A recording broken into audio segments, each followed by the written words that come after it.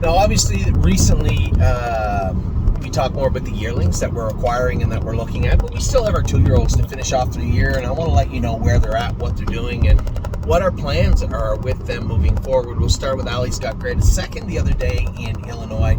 Should have won. I think that's pretty clear to anybody that watched that video. Should have won the race, but was an okay second. So we'll see what the rest of the staking calendar brings for Allie's got grit. Arrowhead Hanover, really one of the biggest shining points in the entire week in Delaware, which was pretty bleak for numerous reasons. But truly impressed with the way Arrowhead Hanover raced for a number of reasons. One, because it couldn't rain at a drier spot, it seemed like, that week. Two, because he was coming off that seemingly rare, very rare, he never made one in his life, and undiagnosed break. What happened? Why did he make a break? I could never really quantify it. I could never really look. I looked at the race a number of times. I just don't understand why he made that break in the final. So it was frustrating, but to see him bounce back with a good effort in Delaware was uplifting. Aunt Lily, she was flat in Delaware, and now I looked at that race also and went over it and over it and over it in my mind, and the only thing that I could come up with and the thing that I thought made the most sense was she just wasn't getting a hold of the track, her scope, her blood work, especially. And somebody said, well, maybe she's tired. You don't go from running off the screen in Northfield 57 with the earplugs in and a bow in your neck to being seemingly tired for no particular reason in Delaware. So I'm more apt to believe that this was more the shoeing than anything else with Aunt Lily. Bluebird Tuxedo Hill, just waiting for the final blood results to come back in where the vet can say, okay, now I'm happy with his blood, bring him back in. You see the problem we had with this guy. His blood was just always screwy, and we're hopeful that he just needed time. Now we're going to keep him on X-Stem. We're going to keep him on X-Stem when he comes back in, which is supposed to help his immune system. I don't know how much it actually does, but that's what it's meant to do. And we're going to have to stay on top of that and frequently check his blood.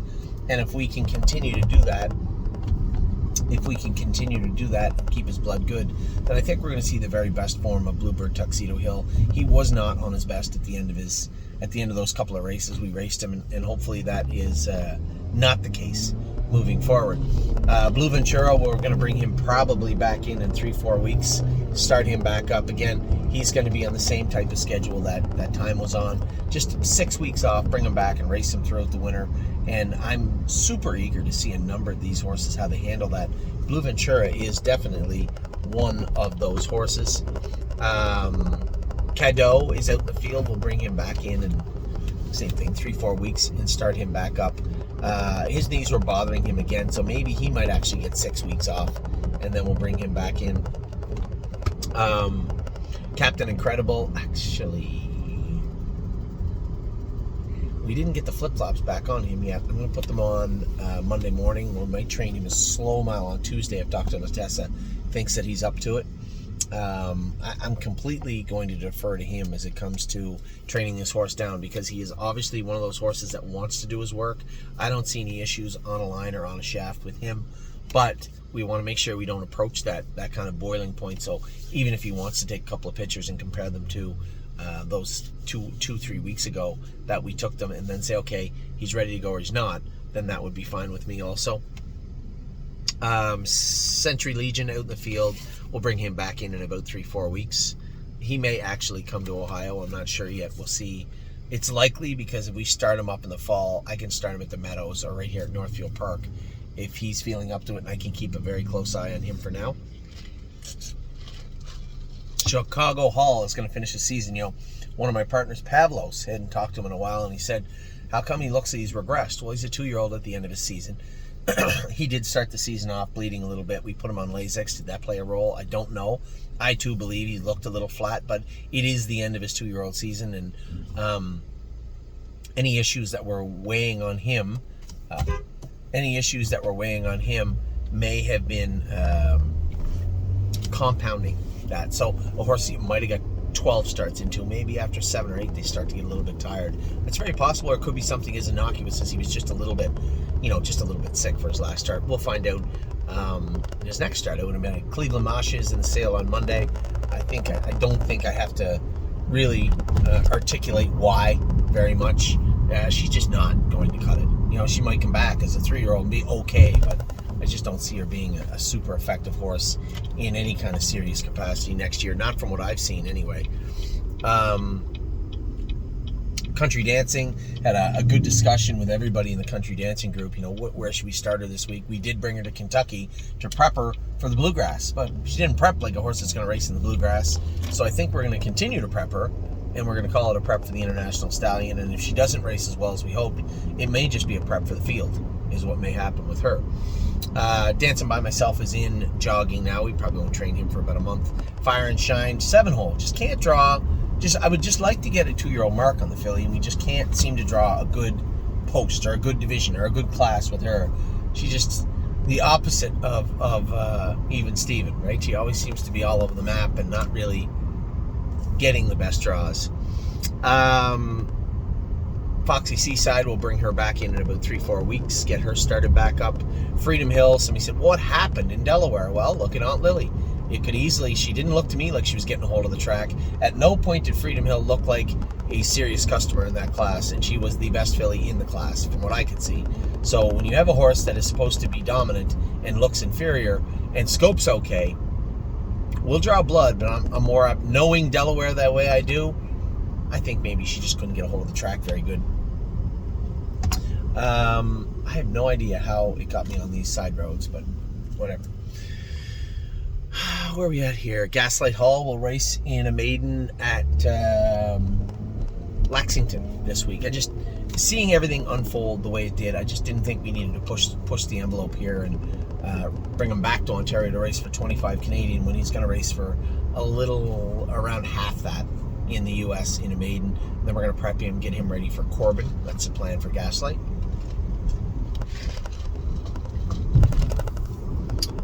Gorgeous Package was incredible the other day. She's going to race in the next Sire Stake, which is next week at Dayton. She will go from there, I suspect, to the Buckeye final in the Sire Stakes Consolation. That's the plan with Gorgeous Package. Grand old chap, continues to train down good. Here's a horse that couldn't function before we turned him out. We've been in 235 with him a number of times and continue to make good gains with Grand old chap. So fingers crossed, he's moving forward in the right direction. Grand Slam Dio, also maiden this Friday. I'm going to make my way down to Lexington Friday and go with her. Gymboree, also, I'll go with her Friday in Lexington. High Hopes will come out of the field in about 3 weeks, and we'll start her back up. I Don't Play Nice, same type thing. We'll bring him back out of the field 3-4 weeks, and we'll get him started back up for some winter racing. I'm a Trucker has been training good. Now, Jason did say he was on the left shaft a little bit today. He's going to have his hiccups as we train him back, but we'll get to the bottom of what is bugging old Trucker. I suspect those hocks. He'd OCDs removed from his hocks before we bought him as a baby, which is normally fine, but they've always carried a little swelling. We have so much time before he races. I'm almost apt to ask Dr. Latessa if it'd be worth putting some cortisone in those hocks, see if we can shrink those capsules up a little bit and cool those hocks down as we train him down. But that will be answered by Dr. Latessa, not me. I'm Ready Too looks great, continues to jog, and we're getting him ready. Leggy also continues to look good as we start to get her ready for some winter racing. As I said out loud, the wheels are turning in my head. What about Ontario for any of these horses? Leggy and or I'm Ready Too, it's possible. I don't want to send horses over there knowing or thinking they're going to be racing at London or Flamborough. If I send the horses over there, I want to believe they're getting ready for and we'll be able to race at Mohawk. That will be the plan as we move forward. So if I can answer that one way or another over the next couple of weeks, then that would be great. Manhattan Money. There's a horse that could go home. I'll tell you that right now. Manhattan Money ended his year on a win and looked very, very good. He will be out for another 3-4 weeks, 4 or 5 weeks, and then we'll bring him back in. Melisandre will come in the next, same thing, 3-4 weeks. We'll start her back up.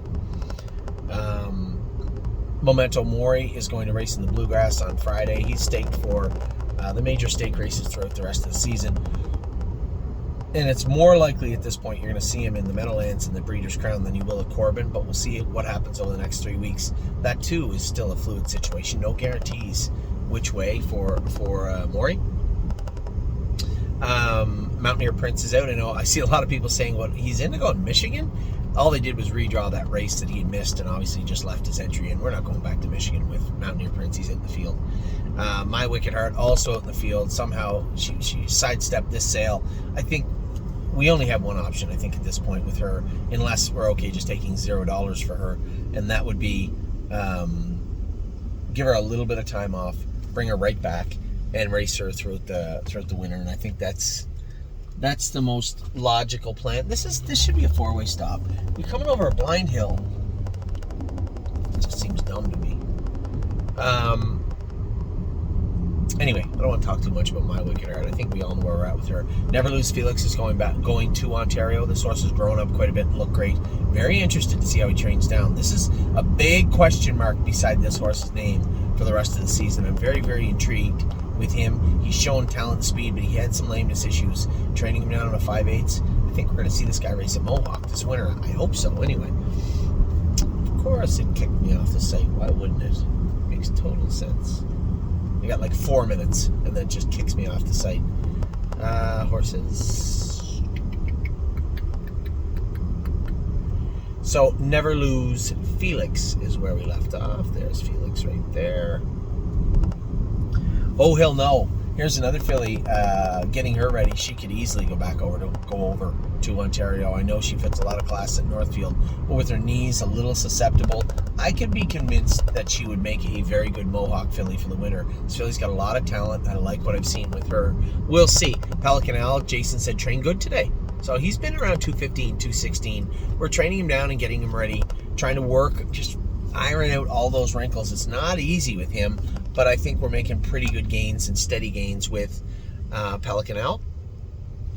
Resolve Indeed, third in her grassroots the other day. I think she'll get another 2-3 starts. She should hopefully make the final, and then we'll put her away for the fall. Rose Run AJ, I know a lot of people disappointed in Rose Run AJ's race the other day, and I'm one of them, one of your partners on that. But again, if there was a horse that just needed a little break and come back and keep racing, it is this guy. A lot of talent, a lot of speed. Just kind of fell off the map his last couple. I know he was second his second last race, but it wasn't a great second. And then come back with just the trajectory was trending in the wrong direction, and that's how he looked in Delaware. Maybe even a little worse. So a little break will bring him back. Rosa Alexandra actually was good before she had to pull up the other day in that no contest at Delaware. So she'll race this week. I'm driving her Wednesday, I believe.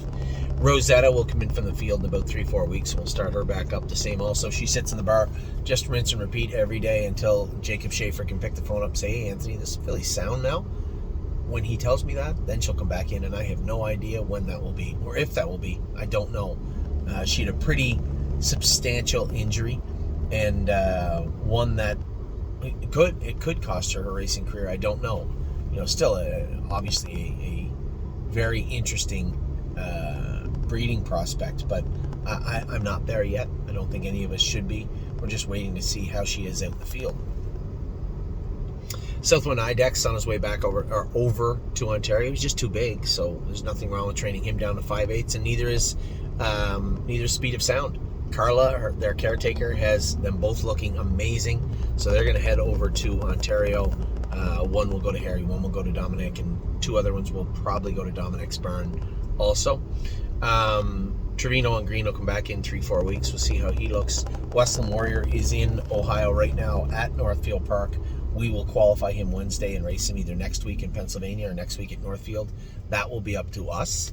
And then we have every intention of racing him in Corbin shortly thereafter. What a Lady, What a Night. Second the other day. I thought she raced decent. She raced okay. But that second last race really kind of bugged me a lot. I'm sure it bugged you. But she's coming along. She's coming along. And second, what do you know? No complaints. She finished second. Woodmere Betcha now has got a green light to kind of start training slow. I'm just trying to figure out what we're going to do. Get a couple of races into her and put her away again. I'm not sure. I'm going to leave that up to Jamie Smith and the veterinarians, and then we'll see what Woodmere Betcha is all about after that. But a filly that just disappointing because she was so talented. I was so excited to see her race, and then have such a small, stupid injury, have such a setback. Just bad timing. All about that. So with that, you are all caught up. Your 2-year-olds, your 3-year-olds, your racehorses. Talked about everybody. A nice little opening.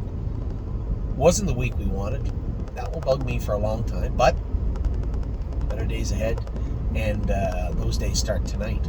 Racing tonight. We're racing 2 horses I enjoy driving. Lonely Lakewood and Lover's Play.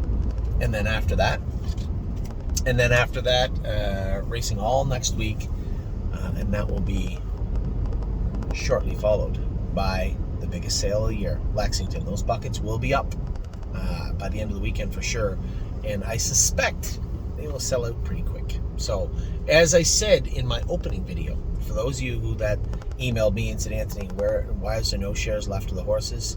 I think it's important to note that I told everybody it'll be first come, first serve with the buckets. And although I hate anybody getting shut out in our stable at buying horses, it does bother me.